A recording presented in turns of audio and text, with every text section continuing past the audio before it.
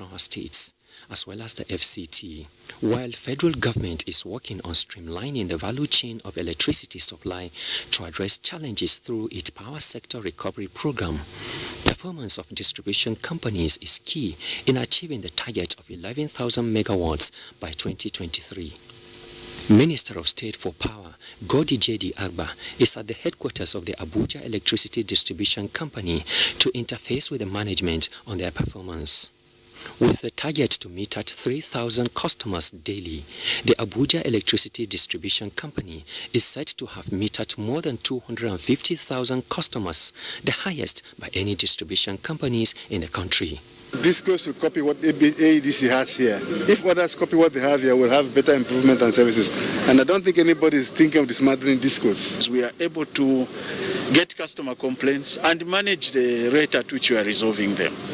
Now, that system is anchored on a more robust commercial management system, which we use internally to improve process efficiencies. However, backlog of unpaid electricity bills by some ministries, departments and agencies of government, as well as import duties on meters, remain impediments to the performance of Abuja Electricity Distribution Company, and the minister promised government support for the distribution companies. In Abuja, Joshua Ojito, NTA News.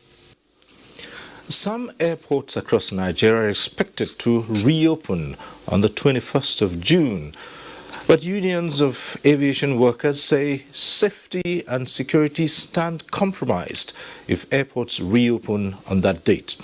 Leaders of 3 aviation unions interacted with the Senate Committee on Aviation, during which they called for special intervention to put certain infrastructure in place before restarting the industry. National Assembly correspondent Ignatius Nkwo reports.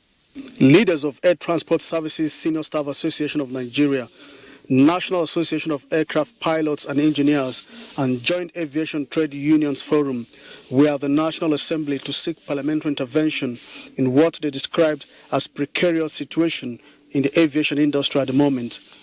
The union called for urgent special intervention for operators and putting in place safety measures and to address non-payment of workers' remuneration challenges before reopening flight operations. So let us know why the threat to go on strike now.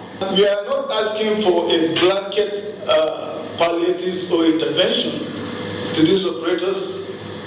We are asking that in the wisdom of the Senate to consider tying this to ensuring that jobs are saved. The representatives of the aviation workers canvassed provision of fund where airlines can borrow money with single-digit interest to save the industry from total collapse. We are equally asking for some intervention, incentive, by way of reduction in the price of jet fuel. The aviation, nobody can compromise it. We want the airport to be unlocked, but we want a secure and safe aviation industry in Nigeria. The need for recertification of airline operators, as some of them have been dormant within the lockdown period, and to ensure that personal protective equipment are provided for workers were among the issues tabled by the unions. From the National Assembly, Ignatius Nkwo, NTA News. Well, as you must have heard at the PTF's briefing today, it was clearly stated that reopening the airports on the 21st was no longer feasible. The United Nations has applauded the federal government's commitment towards the protection of refugees in the country. This was emphasized at a media chat organized by the Ministry of Humanitarian Affairs, Disaster Management and Social Development in partnership with the United Nations Refugee Agency to commemorate this year's World Refugee Day. Ruth Agwele reports. Globally, the challenges of refugees remain predominant as they struggle for survival in the midst of conflicts that has given rise to their displacements. Attention to this group of people necessitated the World Refugee Day, observed every 20th of June, to raise awareness on their protection and inclusion. Because it demonstrates our commitment. Different partners at this gathering are lending their voices as a way to show commitment even as the world battles with a dire pandemic. This year World Refugee Day was carefully crafted out as everyone can make a difference, every action counts. The government of Nigeria under President Muhammadu Buhari deployed an inclusive approach in carrying out humanitarian interventions. This is exemplified in the context-specific interventions carried out during the period of the COVID-19 pandemic, targeting the most vulnerable population, including the refugees and IDPs. We make a strong statement today to say that we recognize you, we stand with you, and will continue to support you to a place of improved dignity and prosperity. The recent world events have confirmed that we are one human community. Whether you're a refugee, an IDP, whether you are you or me, we all count and we all need each other.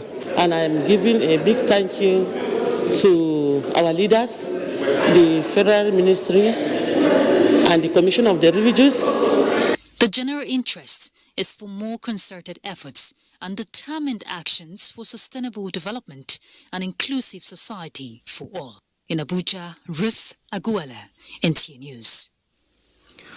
President Muhammadu Buhari has described the governor of Kogi State, Yahaya Bello, as an epitome of loyalty and solid commitment to the growth of the All Progressives Congress. In a statement by Garba Shehu, Senior Special Assistant to the President on Media and Publicity, the President congratulated the governor, who turned 45 on June 18th. President Buhari prayed God to continue to bless Yahaya Bello with good health and long life to serve the people of Kogi State better. The death has been announced of an industrialist, Alhaji Mutairu Ainila Tijani, popularly known as Mats, and the Akbashi Adin of Egbaland. Aged 82, Alhaji Tijani died yesterday at his Agege, Lagos residence and has been buried in Abeokuta. He is survived by 21 children and 37 grandchildren. The Corps Marshal, Federal Road Safety Corps, Dr. Bubuyi Uyemi, has expressed sympathy over the sudden demise of 3 personnel of the Corps, and he has condoled with their families, the Jebu-Ode Unit Command where they served, and the entire management and staff of the Federal Road Safety Corps. The statement by the Corps Public Education Officer Bisi Kazim says the Corps Marshal described as unfortunate the incident on Wednesday, which was caused by lightning that claimed the lives of the officers. And that concludes Network News tonight. Thank you for watching. I'm Cyril Stober. Good night.